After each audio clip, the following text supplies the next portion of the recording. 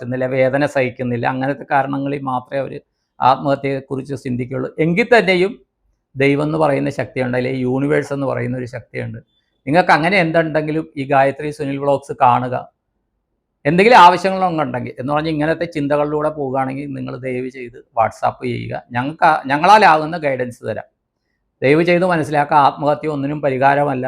ഈ ആത്മഹത്യ ചെയ്താലും ഫിസിക്സ് പറയുന്ന പോലെ അല്ലെങ്കിൽ സയൻസ് പറയുന്ന പോലെ ഊർജ്ജം നശിക്കപ്പെടുന്നില്ല. നമ്മുടെ ശരീരം മാത്രം കത്തിച്ച് കളയുകയോ കുഴിച്ചിടുകയോ ചെയ്യും, രൂപമാറ്റം സംഭവിക്കുന്നു. പക്ഷേ നമ്മളിൽ ഈ വർക്ക് ചെയ്യുന്ന ജീവൻ നിലനിൽക്കും. അത് പിന്നെ വേറൊരു ശരീരം നേടും. ഈ ശരീരം നേടിയിട്ട് നമ്മൾ എത്രാമത്തെ വയസ്സ് വരെ എന്തൊക്കെ അനുഭവങ്ങളിലൂടെ പോയിട്ടാണോ ഈ ആത്മഹത്യ ചെയ്യേണ്ടി വന്നത്, അതേ കഥ അടുത്ത ഇതിലും നമ്മൾ അനുവർത്തിക്കും. അതുകൊണ്ട് ദയവ് ചെയ്ത് നിങ്ങൾ പുനർജന്മത്തിൽ ഏത് ജാതിയും മതമാകട്ടെ, നിങ്ങൾ പൂർവ്വജന്മത്തിലോ അല്ലെങ്കിൽ പുനർജന്മത്തിലോ വിശ്വസിക്കുന്നുണ്ടെങ്കിലും ഇല്ലെങ്കിലും ദയവ് ചെയ്ത് ആത്മഹത്യ ചെയ്യാണ്ടിരിക്കുക. അതൊരു വിനീത അപേക്ഷയാണ്. ഇതെല്ലാവർക്കും ഒരു ഗുണപാഠമാകട്ടെ, എല്ലാവരുടെയും മനസ്സ് പോസിറ്റീവ് ആകട്ടെ എന്ന് ആഗ്രഹിച്ചുകൊണ്ട് നിർത്തുന്നു. നന്ദി, നമസ്കാരം.